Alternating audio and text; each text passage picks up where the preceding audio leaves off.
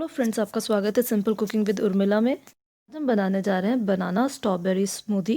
बहुत ही आसान है बनाने में। अगर आपको ये रेसिपी अच्छी लगे तो प्लीज़ मेरे वीडियो को लाइक कीजिएगा। बनाने के लिए मैंने लिया है स्ट्रॉबेरी, एक केला, थोड़ा शहद, एक कटोरी दही और एक चौथाई चम्मच शक्कर। एक ब्लेंडर जार में ये सारे इंग्रेडिएंट्स आपको डालने हैं। बनाना स्ट्रॉबेरी स्मूदी बहुत ही टेस्टी स्मूदी है। एक बहुत ही बढ़िया रिफ़्रेशिंग ड्रिंक है।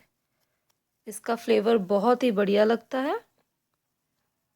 बच्चों को भी ये बहुत पसंद आती है। और अब ये स्ट्रॉबेरी का सीज़न है तो एक बार तो ये स्मूदी बनाना बनता ही है।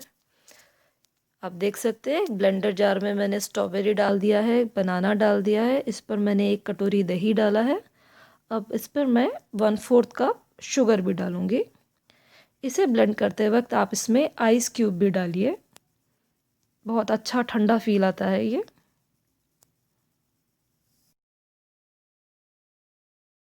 इस आइस के ऊपर मैं डाल रही हूँ शहद। 1 चम्मच शहद हम इसमें लेंगे, बढ़िया फ्लेवर आता है।